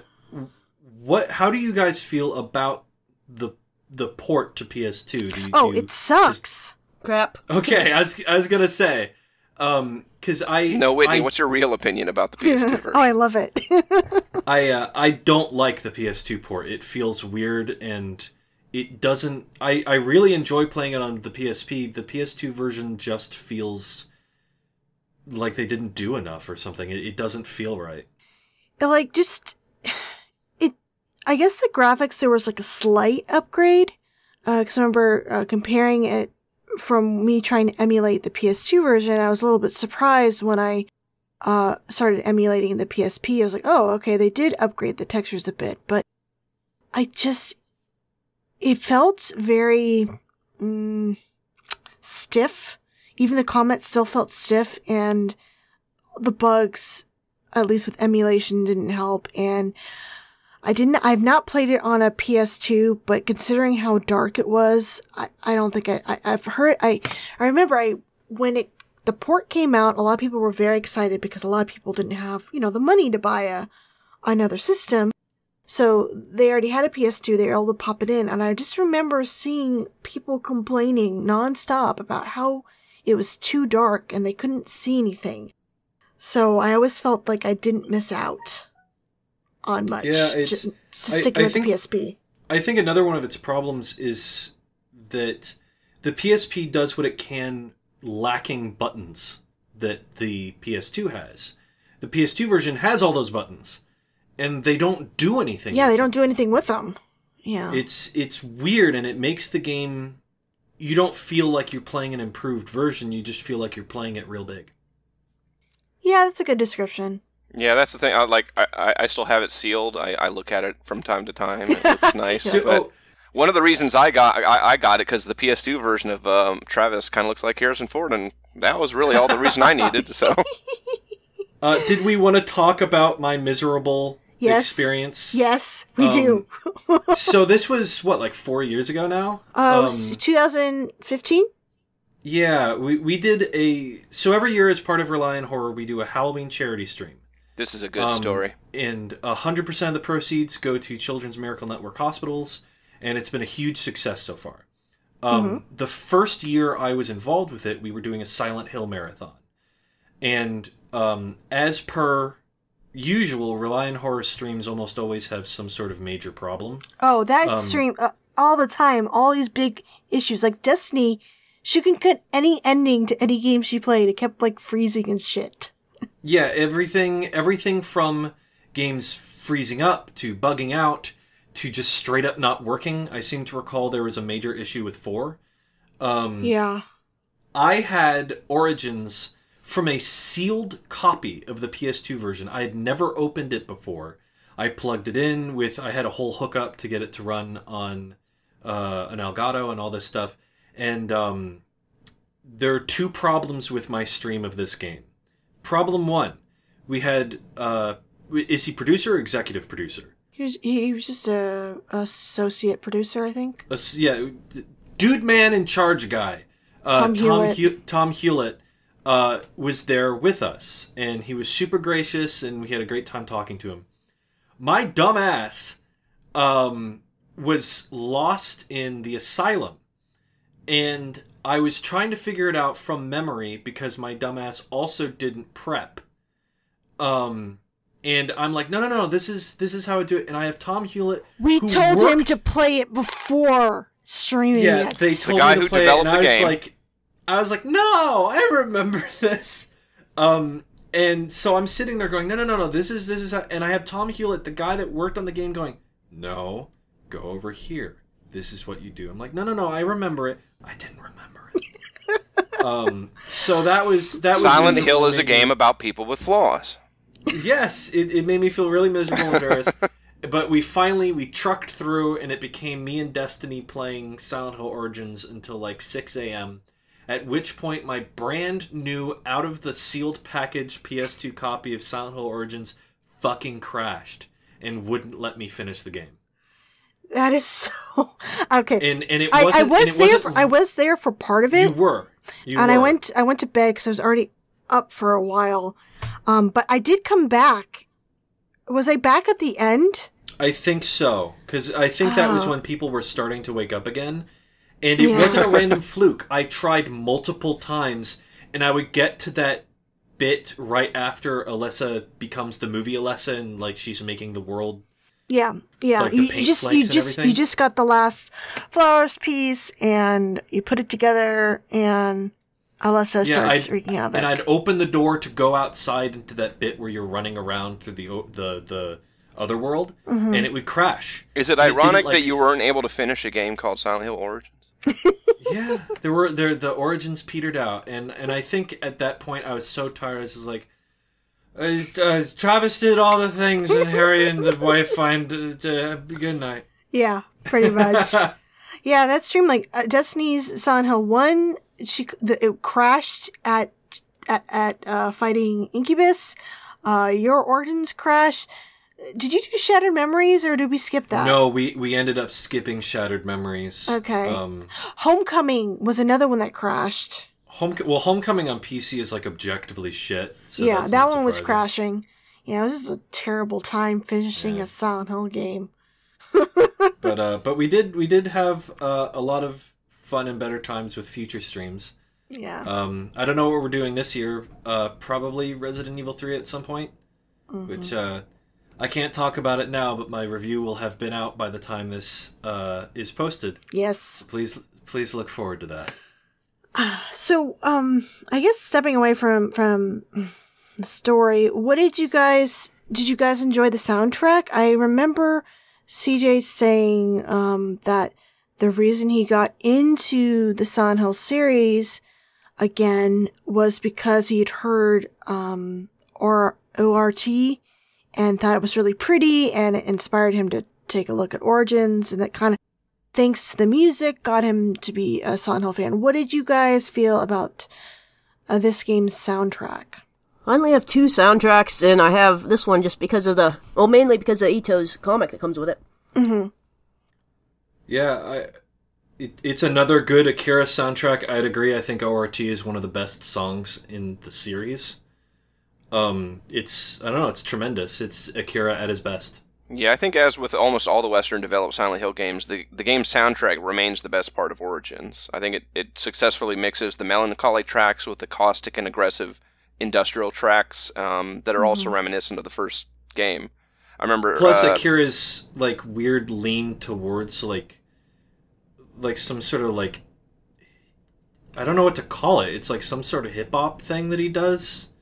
It's like very lightly sprinkled through. I don't know what kind of genre it is specifically, but it's very Akira. And I know, Whitney, you said you didn't like the Cedar Grove Sanitarium section. That was actually one of my favorite parts. It's huge, but I liked it because it was creepy. But I thought the soundtrack really shined on that level. Yeah, I did not like the sanitarium just because it was so large, and it was just, I was there forever. And it's very confusing. Yeah. Lots of mirrors, lots of bathrooms. I actually did like the theater, even though it was small. The theater's neat. I liked the whole the sets becoming alive through the mirror. We kind of saw that again with Downpour in 2012. I did like that aspect. But yeah, I felt that section was just way too large and took way too long. It is. It takes up like a whole third of the game practically. It's huge. I did really enjoy, though, the puzzles in this game. I guess they are kind of like fetch quests, but they were still interesting with the items you had to fetch. Like getting the little organs for the dummy in the doctor's office. That was kind of cool. Yeah, body parts were fun. In the sanitarium, like you go to one wing and you go into these patients' rooms and you see the various things they're inflicted with, and then the puzzle is in another room where you got to figure out which pills to give different dummies, showing the different afflictions. Like one person's really burned up, one person has like lots of cuts. One, apparently cross-dressing in the 70s was considered a mental condition. So I did enjoy like little aspects of the game. The puzzles I thought were a highlight, especially. Yeah, they're very fun and creative. I liked them better than the ones in Homecoming, because the Homecoming ones were just like slide puzzles and yeah. We'll talk about it, but I love the riddle. I love that bargain basement, like 8-year-old little kid's riddle about coffins. But in terms of like just gameplay, I liked it had the eggs too, which sort of bring you back to Pyramid Head fight, but not really. The eggs. Why am I not remembering the eggs? What section was egg? What section was that in the game? The hospital. Oh, yes, to open the door. Okay, yeah. Yeah, that was very reminiscent. That was pretty cool. How did you guys feel about combat? Did you find, when I was replaying it, I was surprised at how easy the boss battles were. Yeah. Like, especially the last boss, like... Kill that motherfucker with TVs. Well, no, I didn't do that. I shot him a bunch, but... You know, we joke about the TVs, but that was like one of the most satisfying parts is like, especially those big blobby enemies, like just slamming that giant tube TV over them. It was very sad. It was corny as hell, and it did not belong in a Silent Hill game, but it was satisfying as well. So you guys did enjoy the like throwable weapons. What about just the breakable weapons in general? Did you find it a hindrance, or were you okay with it? I don't think it added anything or took anything away. I always thought the breakaway weapons in games in general are kind of lame, especially when they're like swords and hammers and things like that. Things that shouldn't break. Yeah, and it's like, oh, my sledgehammer broke. It's like the metal part too, you know, like... I think it depends on the game, and I think it's part of the reason that why people always... Like with Breath of the Wild, I've heard a lot of people say that the breakable weapons are a huge part of that game's problem. I think it entirely depends on the way the game's designed. Like Dead Rising as a game, I think would fundamentally break without the breakable weapons. It's practically the point of the game. Well, again, you can design a game to have that, like Dead Rising, or you can design it to where it seems like you just have to collect a lot of weapons and they're just there to collect them. And why don't you just not have breakable weapons? It's all about how you design it. I just fundamentally, I think the idea, especially in a game like Silent Hill, that's not like as fantastical as some of these games that have breakable weapons in them. It's all about kind of the reality of walking down a street, you know? It's like, and in that reality, I think that's kind of broken a little bit by the fact that you have things that break that shouldn't. Like, just design it a different way. I get the gameplay, the reason for the gameplay reason why they're there. I just don't, in general, I've never liked that idea. It seems silly, yeah. I don't feel like it adds anything. It's just there, because it's like, having breakable weapons theoretically should create a sense of desperation, which is what I'm assuming they're going for. It's like, fuck, my weapon broke and now I'm down to just my fists, which are way weaker. But I have 50 TVs. Yeah, not when you have 100 things. There's no sense of desperation. I'm mostly just wondering, like, am I carrying Mary Poppins' bag? What the fuck? Yeah. When you guys played, so did you use his fists often? I always found that I was just like, fuck it, I'm just gonna all the time. I'm gonna punch these monsters to death because my fist can't break. Yeah, I always beat up like the nurses with him. I always liked using the needle, but I can't remember why. Because there's a needle weapon. I remember really liking it. But I don't know why. There's a needle weapon. Yeah, I don't know. I was just kind of wondering why they went that route with the breakable weapon. Same with like in Downpour. It's like, why? It makes no sense. Well, I think another reason is because that was, again, you're trying to, you know, number 8 in this series or something. You're just trying new stuff, and it's like, well, what haven't we done before? And then you start adding in things that don't necessarily make sense or don't feel right for that series, and you get to stuff like breakable weapons or stuff like that. It just feels like so silly, especially when I always go back to this with Downpour, with Murphy not being able to jump more than like an inch off the ground to grab a ladder to pull down. It's so funny looking. Or use his axe to pull it down. No, apparently you have to use a hook thing, otherwise it won't work. It's like, oh, okay. Yeah, it plays by condemned rules, where it's like, I have a fire axe, but this says I need a shovel? Yeah. Yeah, but I mean, how are you going to get past that, you know, that road blocking thing, you know? Are you going to walk past that waist high thing? No. Yeah, video game gonna video game. So, about the creatures, we haven't really discussed much of them. Much better than the original ones. I really like these better than like skeletal bellhops and miners and weird purple guys. We have... Yeah, those almost sounded like Ghostbuster enemies. Yeah, like exactly, skeletal right? bellhops. I'm like, this is not the right game.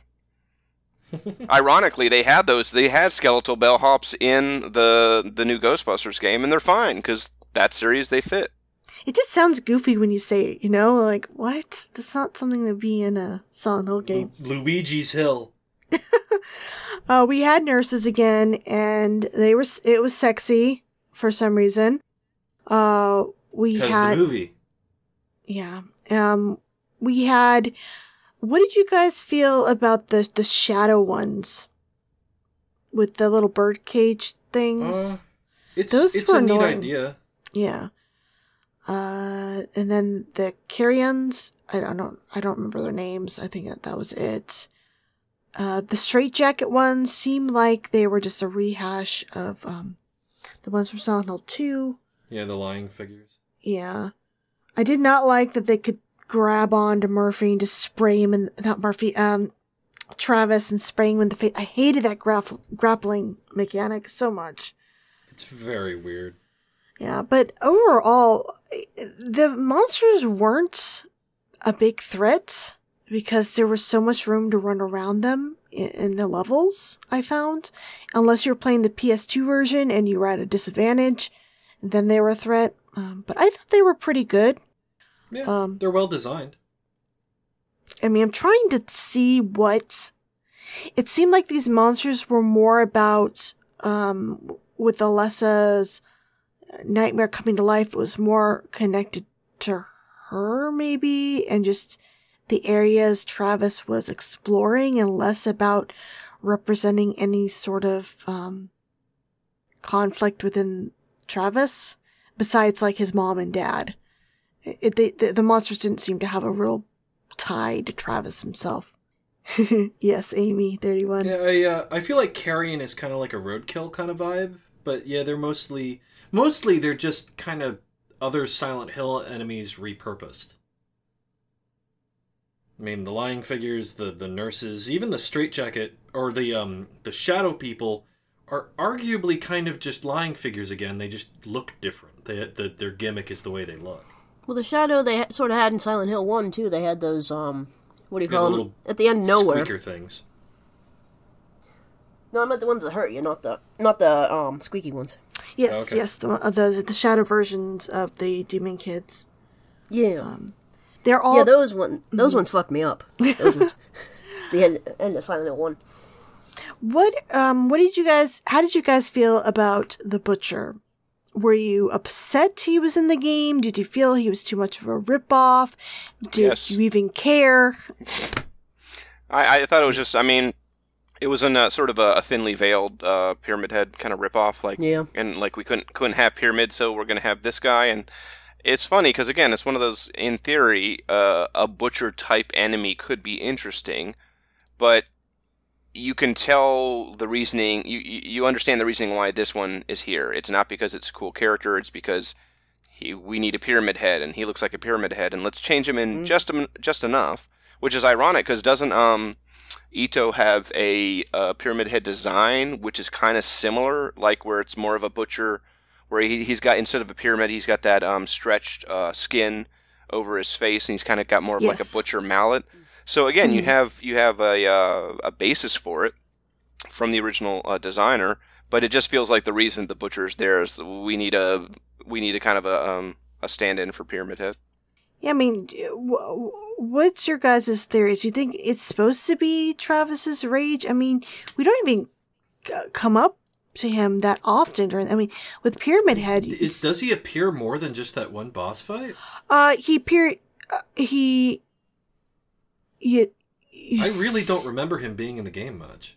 It was like twice you saw him. You saw once like the aftermath, and then you fought him once.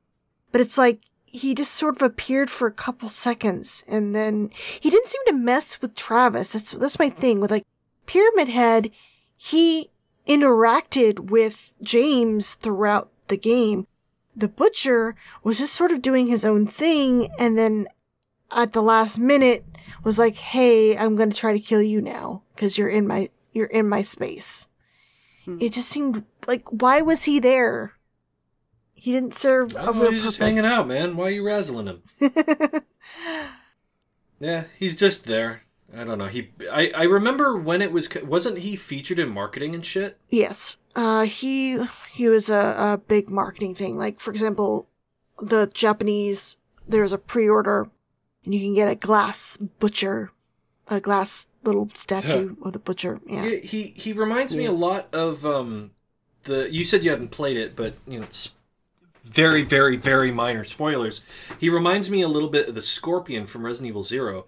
RE0 for some reason hypes the shit out of the Scorpion. It's on the GameCube version, it's on the disc for disc 1, and it's on the spine of the box. And it's on the back of the instruction manual. Okay. You fight the Scorpion once an hour into the game. Was he really and it's cool? Not no, he's just a big scorpion. You just shoot him in the face with the shotgun a couple of times. I mean, he's kind of cool, but I don't know about being on the cover and on the spine. He's the first boss. That's all he is. There's way cooler bosses. He's not the spider. He's I don't know, like why not like the leeches or something? The leeches are or the Velveeta shells and cheese that form zombies. That would have been a better one too. Anything. It's just the Scorpion's such a nothing thing to focus on. Yeah, it's kind of weird. Maybe they thought like he just really looked cool and he would entice people to want to try the game. I guess like, ooh, who's this spooky thing? I want to find out what his deal is. Even better than Pyramid Head. He's going to be like the new big T-Rex. Oh, and speaking of Pyramid Head, Amy just linked. There's a painting in the Gillespie house where you see Pyramid Head with two spears. Did you guys catch that when you guys were playing? I cannot remember if I did or not. If I did, I probably blocked it out. Yeah, it's upstairs. Yeah. Yeah. Oh, I'm sorry, I wasn't quite paying enough attention. You talking about the Executioner painting of Pyramid Head? Yeah, well, it's a different image, but it's like the same. Yeah, it's very, very. Yeah, it's right there. It's at the top of the stairs, right? Yep. And you're like, it's sort of smoky, so you can miss it sometimes. It's like, oh, Alyssa was a fan of Silent Hill 2 too. Or at least, it's like the movie Pyramid Head helmet. So it's not canon. So Silent Hill Origins takes place in the universe of the movie. That makes more sense. Yeah, there you go. Well, considering the original team wanted to do stuff with like miners and stuff, yeah, it makes me. William, was it you going off about how it was too much like the movie, this game? I think Rourke said. Rourke? It's both this and Homecoming are very beholden to the movies. This one escapes it a little cleaner, whereas Homecoming, you're like, this is just straight up the church from the movie. Yeah, I think Homecoming way more because they were trying to get that in this game. Why? Yeah, and they were trying to connect. The developers of Homecoming were directly trying to connect that one to Homecoming in a way that or Homecoming to the movie in a way that Origins. I don't feel it as much there. Yeah, I don't. I was going to ask, like, what are the movie connections that you see in the final version? Just like, I mean, the sexy nurses that feel super out of place.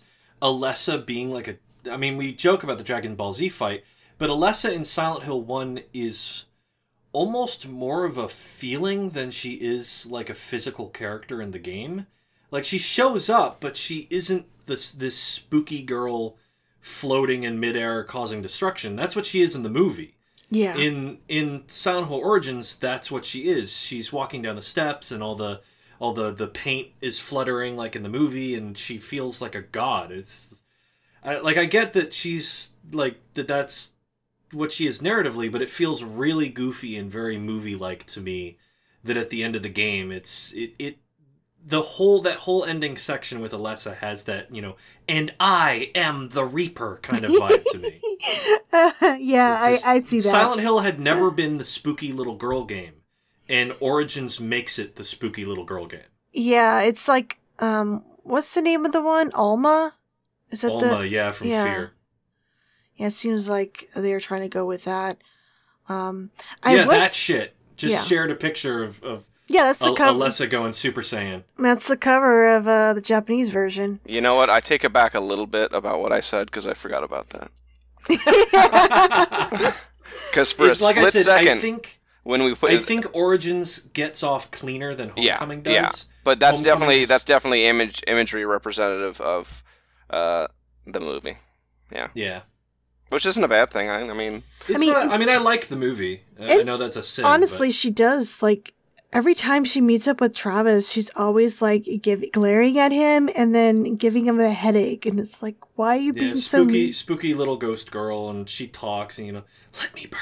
It's like, fuck off. And she has the magic halo of the suns that are putting out the fire and shit.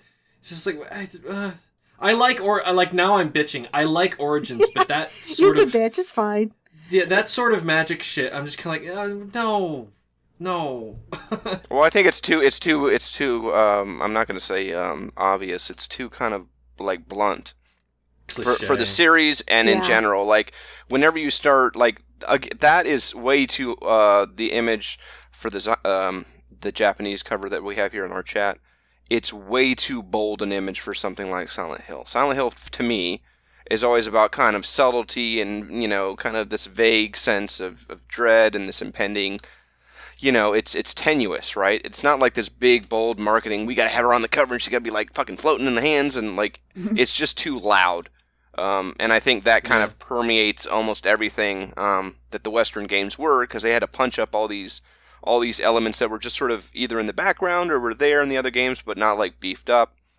And so you get to ideas where you have people let's legit have two, people fighting above Toluca Lake and not bat an eye. No, that's an actual pitch. What are you doing? Yeah, it's got to be way more reserved. It seems weird that they would make it like you said, this in your face. I mean, I mentioned earlier it's important to remember this is after the movie. I think it's also important to remember the era this was made in. That horror games have had something of a resurgence, I would argue, since Amnesia. That kind of kick-started it. I'd agree with that. Outlast, and then it went into RE7, and now horror's kind of found its footing again. But at this time, 2008 through 2014, horror was dead. Well, at least that's what everyone kept trying to tell us. That's what all the major studios thought. Yeah. Konami, Capcom, EA. Dead Space existed, but even Dead Space is an action horror game. It's just... Yeah. I was never truly scared by Dead Space. I love that game. I love 2. Yeah, it's not scary, its issues, but it's startling. Right. But not scary. It's spooky. It's not scary. And we were seeing the last gasp of fear. Fear 1 is the last gasp of games genuinely trying to be ambient and scary, even though that's a shooter. And I know some people think that game's goofy, but at this point in time, everybody was seeing horror as more of a blockbuster kind of thing. And I think Silent Hill absolutely fell into that same trap, obviously, because that's what Konami wanted it to be. Everybody saw, the Resident Evil movies, the Silent Hill movie. Yeah, that's what was popular. That's what was popular. And, you have Capcom saying, "Oh, we want Resident Evil 6 to do Call of Duty numbers." It's it's not Call of Duty though. Yeah, and I think that line of reasoning isn't necessarily a bad way to go. I think there, the famous story about the Konami saying, "Hey, make it like Resident Evil 2, or make it make Silent Hill 1 like Resident Evil, big blockbuster." And they took that and they were like, "Well, that's not going to work. Let's do this thing," So yeah. I think it's fine to not chase trends, but use what's going on in games and use that as a springboard for something like RE7, where you're basically doing the similar type of game, but you're changing it up enough that fits with the series. So putting RE7 in a first-person point of view, that speaks to the series, and it was proven out. Lots of people love that perspective. Yeah. But doing Silent Hill like a blockbuster horror title, that's not something you want to do for that specific series. You can't amplify subtlety. So by doing Silent Hill like a big blockbuster, you're actually sucking out what makes it makes that series so unique. Not to mention, it has the problem of it's trying to appeal to an audience that never gave a shit in the first place. Yeah. So you have the traditionalist Silent Hill fans that want this slow, spooky, ambient, subtle horror game, but Konami's saying, no, we want to market to the action crowd. I mean, not to say that Origins is an action game, but it's certainly leaning more in that direction. Well, again, the games at the time, it's more action than the other ones, but you don't have a Gatling gun. Is my point. You're not punching a boulder. No, but you're punching monsters. You are punching monsters. You're punching a metaphorical boulder. So you end up with this, and same thing with RE6 and the Call of Duty thing, is the market they're trying to go for doesn't give a shit. All they know is that Silent Hill was that game that really bored them when they were 17. And they're not going to play the new one because they don't care.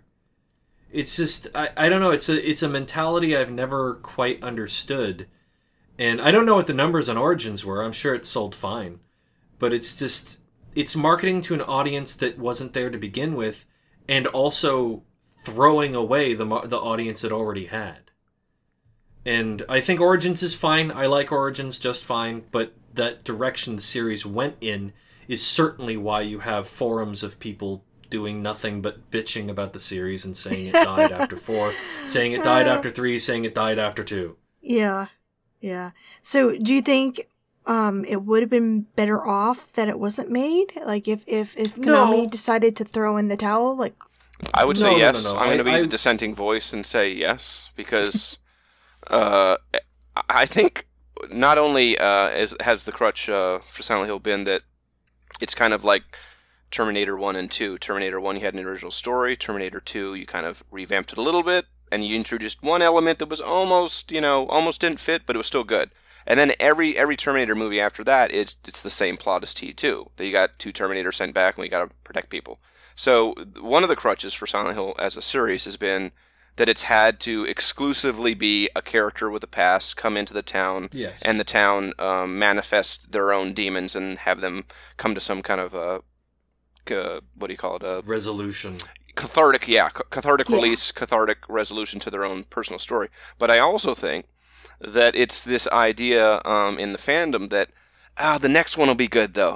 Like the one that was never made is the best one. And as much as I want to believe some of these new rumors coming out, and I guess we'll find out soon enough, maybe even by the time people hear this podcast, but is that like there's this perfect Silent Hill game that has yet to be made. I think we've played them already. I think they've been called like Outlast and other things that have taken Silent Hill as an inspiration, and they haven't done it better, but they've kind of evolved that gameplay in a way that Silent Hill kind of got stagnant, and it kind of became the same thing over and over again to varying degrees. I actually like all the other ones that came before it, or came after 4, to varying degrees. But I also thought a lot of them were kind of superfluous. Like, you're just doing Silent Hill 2 again, guys. Like, and there are ways you can do Silent Hill 2 again well, but they, especially being with a Western development team, I don't think they were really given the room to really innovate in a way that maybe Ito and the original team might have if they had gone in a completely different direction. If and it Konami sounds like they were put the kibosh. going to. Yeah. Like, from their interviews about Silent Hill 5, like, they wanted to do a thing where fear in the daylight type of a thing. Yeah. Well, RE5 tried to do that, and that sounded like a good idea, and then they just didn't. So you again, there's that perfect vision we have in our heads. Oh, Silent Hill 5 would have been perfect, or it would have sucked. That would have been one that sucked from an Eastern development team. It's like pick your poison. So I think in a different reality, if all we had was 4, up to 4, I would have been fine with that too. Maybe let them die. Yeah, I mean, I will never be on the side of just stop. Because, I mean, like, Resident Evil's a great example. I knew all sorts of people it sounded like a Resident Evil was, like, in the crapper, and then all of a sudden, bam! Yeah, I mean, 2012 was one of the worst years for that series. I mean, I know a lot of people stand by Resident Evil Revelations. I think it's awful. Operation Raccoon City is awful. Resident Evil 6 is awful. And then the series kind of took a break for a little bit. It only took 4 games to get back on track.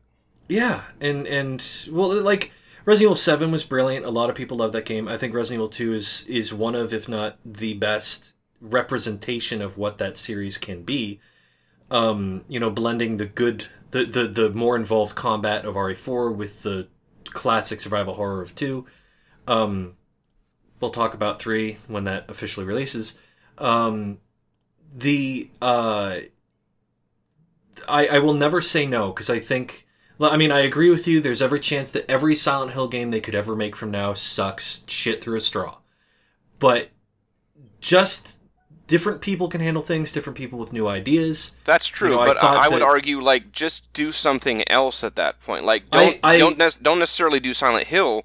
Do your own series. Do a Kickstarter. Do something that takes the kind of ideas or the themes of something like Silent Hill, and do it without the restrictions of, oh, I got to have it set in this hospital or this one room or connected to Alessa all the time, and just free yourself up from all the quagmire that the series has become. Sure, and I think that, you know, the rumors are stating that the new one will be something of a reboot. I mean, I don't think that... Like, I think Shattered Memories and Downpour are easily my favorite of the Western-developed games. And I feel that both of them, even though they do end up ultimately being Silent Hill 2 again, if you pare them down, at least had interesting takes on that title idea. I agree with that. I think that, yeah, I think if they want to bring Silent Hill back, it definitely has to evolve. But I will never say no. Just, you know, give it a shot. If it fails, it fails. You never know. Resident Evil managed to resurrect itself.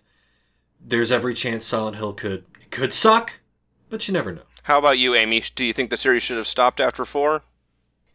I think if they keep going and you are really mad about that, you don't have to buy it. Yeah, I mean, like the canon thing. Yeah. Or Star Wars. What about Just you, don't watch Amy? them. Do you feel like Origins maybe it would have been better if it wasn't made, or are you happy it got made so more Silent Hill games came out because of it? Because it did well, I guess.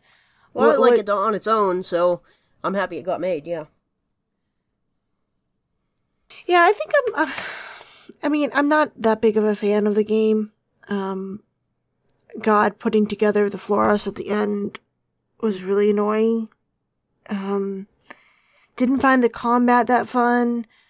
Like I said, I had issues with the timeline. I'm still glad it was made just because of it. We were able to get like Shattered Memories, and Downpour. And I liked those ones. I guess I can make a distinction between, like, should it have been made versus I'm glad it was made, because I don't really think it should have been made just in general, but the version we got of it, I enjoyed, and yeah, if that led to other stuff, then I'm fine with that. Yeah. But yeah, I remember before this game came out, everyone was hating on 4, and then all of a sudden 4 is now this masterpiece because now we have Origins to dump on. And we haven't even gotten to the quote-unquote bad ones yet. Nope. That's next. I'll have fun being the very dissenting opinion on Homecoming next time. Oh, will you now? Maybe you won't. Tune in next time. Same silent station, same silent time. Did you guys have any extra thoughts about Origins? I guess my closing thought would be, as much as I was skeptical by the idea of a Silent Hill prequel, I thought it was still well done enough. It's not groundbreaking or anything, but it's still a well-made game, and I would argue a worthy entry to the series, even if its main character and overall story aren't that compelling. It does its best with what it's got, and that's all we can really ask of it. Well, I like that it had replayability because it has, the costumes and the weapons and things too. Oh yeah! We didn't talk about the costumes. The weird unlockable shit.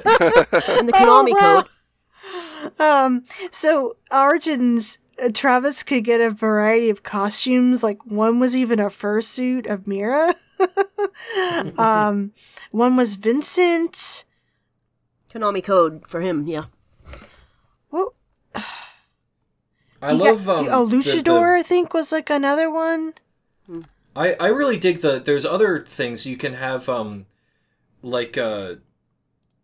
gels for your flashlight. Yeah. To make it like the halo of the sun or like an eyeball or a pumpkin or something. And you can have the bloody footprints permanently. Stuff like that I thought was really cool. Yeah, it did lead to like some cool little things for replayability. I agree with that. But you know what? I never really used the gel stuff on the flashlights because I felt it made it harder to see things. It does, but there's just something really funny about, you know, having some eldritch horror chasing you down the hallway and having a smiley face flashlight. Yeah, while you're wearing spandex. And a soccer ball. It just, yeah, I don't know, Silent Hill has always had fun, weird, unlockable shit. Yeah. I always felt that Origins had by far the weirdest, funnest unlockable shit. Mm-hmm. Yeah. Agreed. I love that Mira suit, though. It makes me laugh every time. It's like, oh, Travis is a furry. I want to see that fan-made video. James coming. It was you, and it's Travis in the fursuit at the controller. What's funny too, before the mother boss, she says like, "Come here, boy," and you're a dog. You know? Yeah. Like, just little things like that. Yeah, little things like that make you smile. I mean, hey, I'm not here to judge Travis, man. Whatever works. But yeah, I guess, I don't know, should we do an episode on the movie or wait until we finish the games? I mean, I think it might be better to wait until we're done with the games because the movies are so much their own thing. Yeah, okay. I vote the same after, just because it provides a lot of context on the movie if you've already done the games first. Mm-hmm. And it references a lot of different ones, not just the first game, so. Yeah, especially with Revelation going into Origins and Downpour and shit like that, even very briefly. God, the costume. He has a ray gun, right? Yeah, I like the Tesla rifle, and I also like the moon gauntlets. Those were cool. Oh yeah, I loved using those. I was a punching machine with those. Yeah. That was. It could always be worse, guys. It could the actual title could just be Mira with a gun, and that's the game that we got. So I don't know. That would have been awesome. I love that. Silent Hill Origins, and that's the cover. It's like, wow, this game started out way weirder. Miro Kart Racer. Yeah, give me the Silent Hill Kart Racer from Book of Memories. Oh yeah, you could play at least Robbie and Pyramid Head in that mobile Crazy Racers game. Konami Crazy Kart Racing. Yeah. Yeah. And there's a baseball game on DS where you can have Pyramid Head in it too. It would just seem like he wouldn't be a very good player because as soon as he run, he'd like fall over due to the weight of his head. I was just imagining like throwing a baseball at him and it just going boom off the top of the helmet. I thought you were going to say something like, you know, but he'd get off the car and try to like rape a mannequin or tell you about your horrible past or something, you know. He just starts cleaving the other players in half. I was about to win, and then I had a repressed memory of. And here comes Pyramid Head. He's coming across. Oh, and he's sliced Nitamaki in half. Oh my god, that screenshot. I don't know how you can share these in the thing, but we're having images shared to us of what these weird games are. And Pyramid Head looks really happy to be coming in third. Images. Or no, he's in first. Okay, never mind. I was wondering why he was so happy. He's first place. He's like, hurrah! Huzzah! Oh god, it would be a wonderful if all like when the other characters win, they're like, yay! Pyramid Head's win, he's just like. Does he make a noise, Amy? You played it. I haven't played as him though, because you have to unlock him. So I'm not like good enough. So I'm always playing as Robbie. Oh, what do you have to do? Does Robbie make noise? Yeah, does Robbie make a noise? I don't think. Oh god, it would be so funny. That's the Revelations version of Robbie. Oh shit. It would be really funny if they stayed true to the game and Robbie was just like dead in the cart. He didn't move at all. His head's like, tilted. Back and forth the bloody version of Robbie where his head's tilted. Yeah. Yeah, I noticed they didn't make him bloody, I assume, because it's a children's game, too. We can have a Silent Hill character in it, but he can't be bloody. Yeah. Mm-hmm. Yeah. All right. Well, I guess that will do it with Origins. Why don't you guys plug your stuff? Come and visit ReliantHorror.com. We got daily horror game news, reviews, previews, and more. Like I said, probably by the time this is... Well, actually, for sure, by the time this is released, our review of Resident Evil 3 will be up. So come check that out. You might be very surprised to know what I think about it. Yep, check out Rely on Horror. We got tons of stuff going on there. We have a commentary coming up, which will be interesting. And head on over to Screaming Wave Productions' YouTube channel. It's the Michael G channel right now, but I swear it's going to have more stuff in the future. So definitely check it out. And I guess I'll plug alchemillahospital.net and silenthillcommunity.com again. Your Etsy.